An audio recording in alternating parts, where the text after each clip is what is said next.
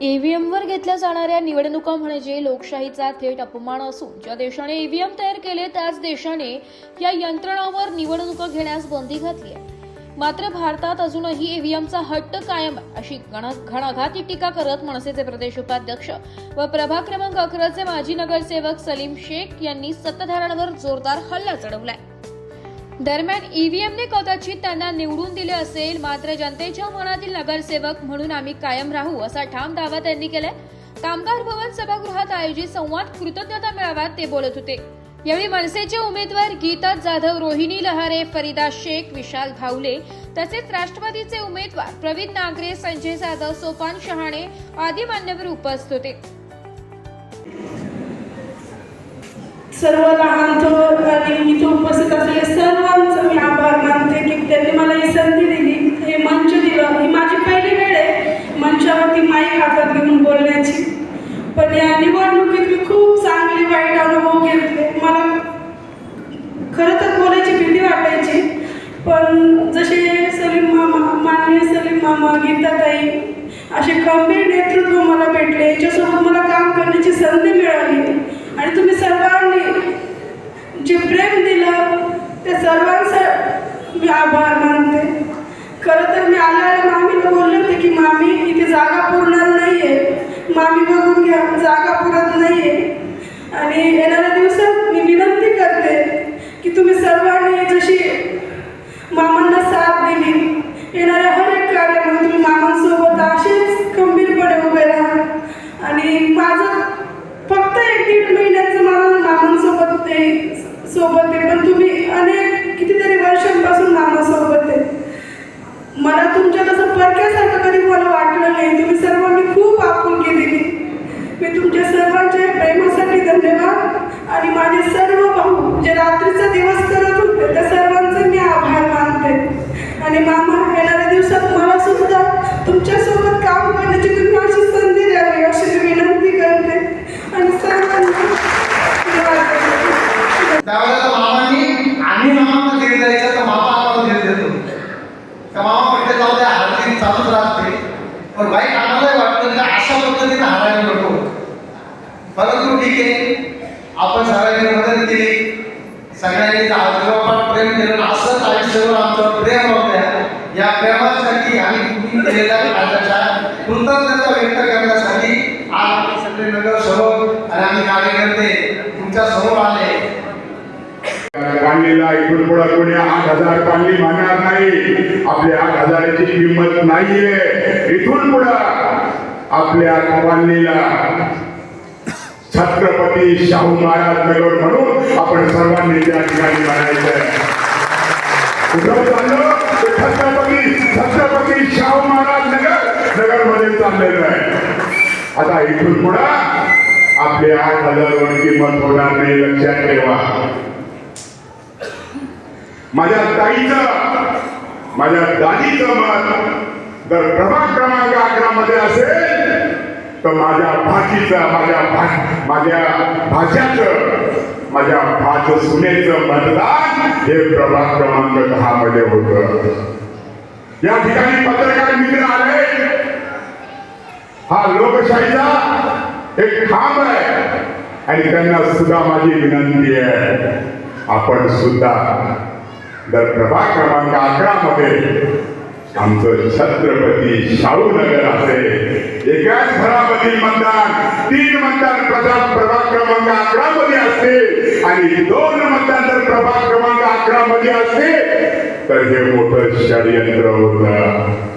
आणि षडयंत्र काय होतं का तुमचा मामा, तुमचा भाऊ हा निवडून नाही आला पाहिजे, तो पराभूत झाला पाहिजे। हे मत इकडे जरी असतील पण ह्या लोकांनी ईव्हीएमच्या जोरावर हे लोक निवडून आले असतील, मला पराभूत केला असता।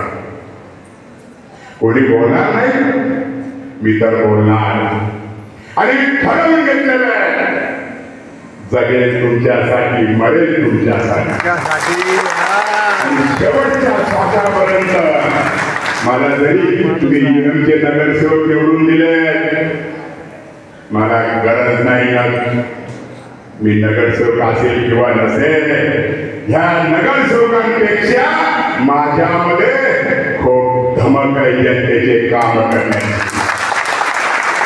काम कसे करून घ्यायचे याची मला कला उमलत आहे. आणि कुठलंही काम असो, शासन दरबारी असो, महानगरपालिकेमध्ये असो, मला खात्री देतो तुमचं एकही काम आणल्याशिवाय राहणार नाहीये आणि पूर्ण कामं मी तुम्हाला करून दिल्याशिवाय राहणार नाहीये. आज सर्व बोलताय, जी नगरसेवक निवडून आली आहे ती सुद्धा बोलताय. असं कोणतं हे मानलं की बाजारमध्ये मार्केटमध्ये का ती भाजपचे उमेदवार निवडून येतात, एक शिंदे गटाचा निवडून येतो, एक अजितदादा गटाचा निवडून येतो, असं कोणतंही तुम्ही बनवलेलं आहे.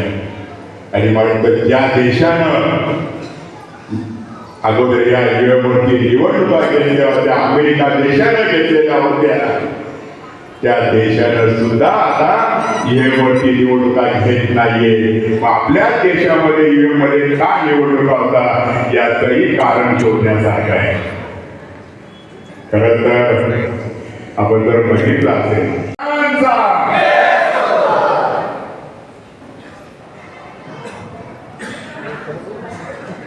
हिंदवी स्वराज्याचे संस्थापक राजा छत्रपती शिवाजी महाराज, भारतीय घटनेचे थोर शिल्पकार भारतरत्न डॉक्टर बाबासाहेब आंबेडकर, क्रांतीवीर महात्मा ज्योतिबा फुले, वंदनीय बाळासाहेब ठाकरे यांना वंदन करून महाराष्ट्र निर्माण पक्षाचे अध्यक्ष आदरणीय राजसाहेब ठाकरे, शिवसेनेचे पक्षप्रमुख उद्धव बाळासाहेब ठाकरे, उपस्थित सर्व मायबाप जनतेला मानाचा मुद्रा. खरं तर मला तुमच्याशी काही बोलायचं होतं, काही हितगुज करायचं होतं. पण मला जे बोलायचं होतं, मला जे हितगुज करायचं होतं, मला प्रत्येकाच्या घरी जाऊन आपल्याशी हितगुज करायचं होतं. जेव्हा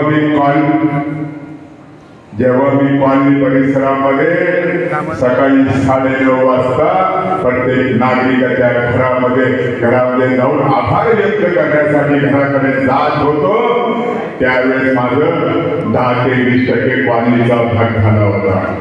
आणि ज्या घरामध्ये गेलो त्या घरामध्ये माझ्या बहिणीच्या, माझ्या आईच्या, माझ्या भाच्याच्या, माझ्या भाचीच्या, माझ्या दाजीच्या आणि ज्येष्ठ नागरिकांच्या डोळ्यामध्ये अश्रू होते.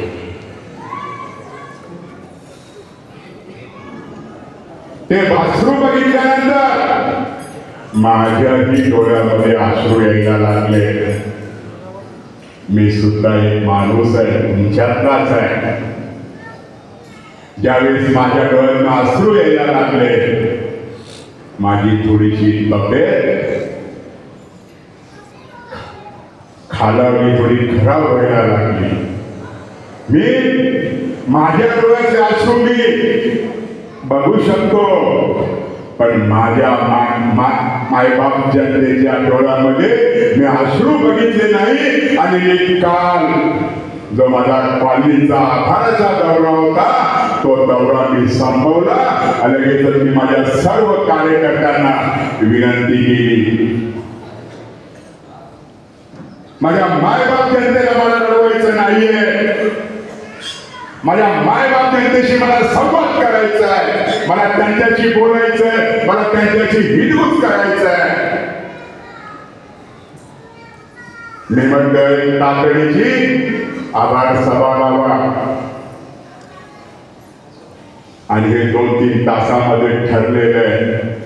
मला तर राजमाता जिजामाता शाळेच्या प्रांगणामध्ये मला त्या ठिकाणी आभार सभा घ्यायची होती आणि मला सर्व सातपूरकरांना त्या आभार सभेला बोलवायचं होतं, पण पोलिसांनी परवानगी नाकारली. पोलिसांनी परवानगी नाकारल्यानंतर मी लगेच ठरवलं की आपल्या कामगारांसाठी कामगार कल्याण मंडळाचे कार्यालय आणि त्या ठिकाणी मिटिंग घ्यायची आहे. आणि आज एका हाकेवरती आपण सर्वजण या ठिकाणी उपस्थित झाला. मी आपले मनापासून खूप खूप स्वागत करतो. जे उमेदवार निवडून आले 8 वर्षामध्ये मी तुम्हाला विचारतोय, तुमच्याशी हितगुज करतोय, जी 4 उमेदवार निवडून आलेली आहे ही 8 वर्षामध्ये तुम्ही या परिसरामध्ये बघितली का? जोरात सांगा, बघितली का?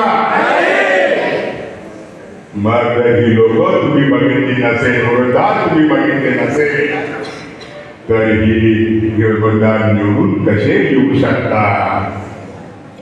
आज जनता बोलायला लागली आहे, नाशिकची जनता बोलायला लागली आहे, सातपूरची जनता बोलायला लागली आहे आणि महाराष्ट्राची जनता सुद्धा बोलायला लागली आहे. हा इहमचा चमत्कार आहे. ज्यावेळेस प्रभाग क्रमांक 11 मध्ये हे निवडून आलेले उमेदवार हे प्रचार करत होते आणि लोकांना सांगत होते, जनतेला सांगत होते 2,500 मतं या अगोदरच आमची सेट झाली आमच्या रिंगणमध्ये आहे. कोणी नाकारत असेल त्यांचं रेकॉर्डिंग सुद्धा आमच्याकडे आहे. आणि जर ही उमेदवार इहमच्या जोरावर निवडून येत असतील तर मला वाटतं खऱ्या अर्थानं आपण दिलेल्या मताची कोणाला काही किंमत राहिलेली नाही.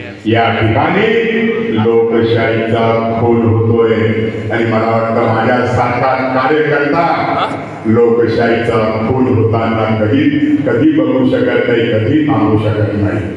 याला कुठेतरी आळा बसला पाहिजे. महानगरपालिकेची निवडणूक झालेली आहे. उमेदवार म्हणून त्यांना इहमचे उमेदवार म्हणून त्यांना घोषित केलेलं आहे.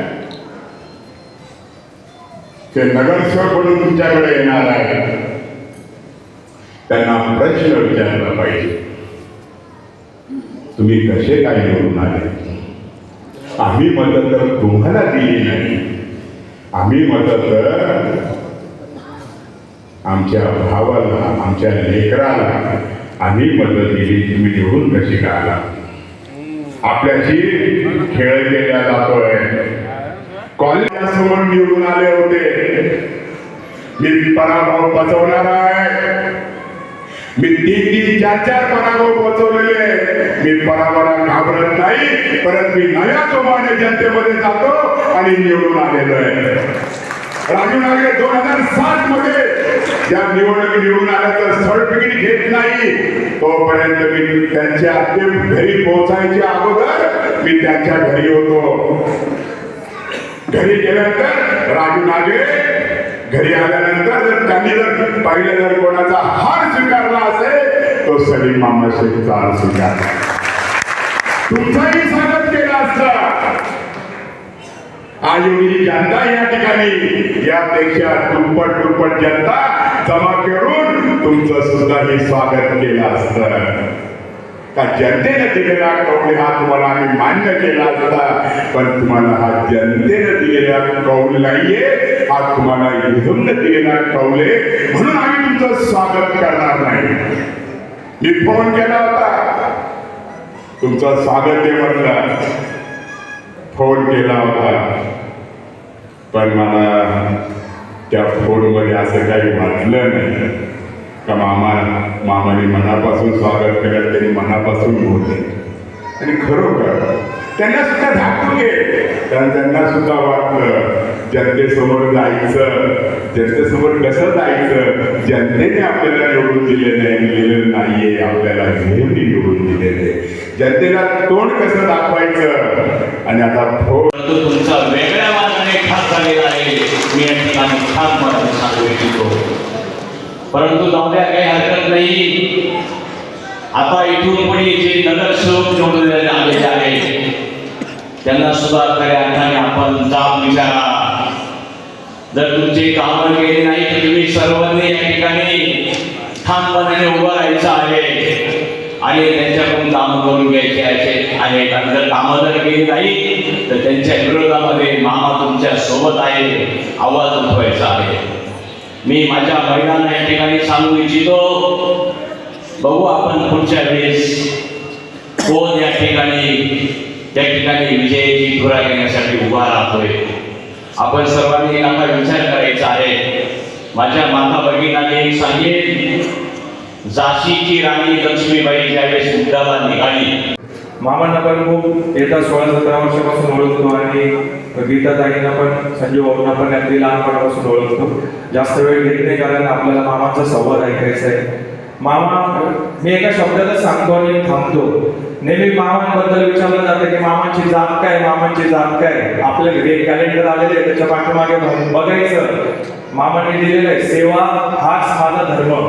म्हणून मामाचा धर्म विचारता कामा नये, मामांची सेवा बघितली पाहिजे, मामाच्या धर्माने बघितलं पाहिजे की मामा कोणत्या धर्माचे, मामा कोणत्या जातीचे. कारण मामाने हे शिकवलंय, आपल्या सर्वांना पण हे शिकवलंय. मामा जेव्हा कोरोना काळामध्ये होते तेव्हा आमचं जे मंडळ आहे सातपूरचं राजा मंडळ, यांना सुद्धा मामांनी प्रेरणा दिली. आणि त्यावेळेस आम्ही जेव्हा लोक क्वारंटाईन झालेली होती त्यावेळेस आम्ही सॅनिटायझरचं काम करत होतो. तर मामांनी हेच सांगितलं होतं की हाच खरा काळ आहे जेव्हा आपल्यावरती संकट येतं, संकटाच्या काळात आपण लोकांच्या पाठीशी उभं राहिलं पाहिजे. तसं मामांनी संजय भाऊंना पण सांगितलेलं होतं, गीताताईंना पण सांगितलं होतं. यांनी सुद्धा खांद्याला खांदा देऊन अगदी मी तुम्हाला खरं सांगतो 5,000 लोकांपर्यंत किराणा आणि जेवण जात होतं इथपर्यंत मी बघितलेलं आहे. आणि त्यांची खूप सेवा, जसं जुनेंनी सांगितलं की हात मोडलं होतं तरी पण मामा सेवेमध्ये होते. मामांचं अजून एक गोष्ट सांगतो, मामांनी शिकवली की एका हाताचं दिलेलं दुसऱ्या हाताला कळता कामा नये. मामांनी जेवढी सेवा केली ना ही आपल्या कोणाला समजणार नाही. ती समुद्राच्या पलीकडे एवढं बोलतो. जय हिंद, जय महाराष्ट्र. मामांबद्दल बोलणं ते तर माझ्यासाठी खूपच कमी आहे. तरी पण मी थोडक्यात बोलणार आहे, त्यांचे अनुभव माझ्याबद्दल सांगणार आहे, जगाबद्दल सांगणार आहे. ज्यावेळेस माझ्या मिस्टरांची परिस्थिती होती कोविडमध्ये, त्यावेळेस एवढी बिकटलेली परिस्थिती असताना मामा तिथे माझ्यासाठी हॉस्पिटलमध्ये राहून आले. पूर्ण हॉस्पिटल त्यांनी डोक्यावर घेऊन हॉस्पिटलच्या डॉक्टरांशी भांडण करून त्यांनी आम्हाला सगळ्यांना त्या हॉस्पिटलच्या गर्दीतून त्यांनी काय कार्य केले आणि काय नाही हे मलाच माहिती आहे. पण ते प्रत्येक गोष्टीमध्ये माझ्या सुखात धावून आलेले आहेत. कारण त्यांचे उपकार मी कधीच विसरू शकणार नाही आणि त्यांना कधी आपण एकटं सोडूही शकणार नाही. माझे 2 शब्द मी बोलते आणि इथेच थांबते. कशी करायची हे आम्ही मुळात शिकवत चालली मामाकडून.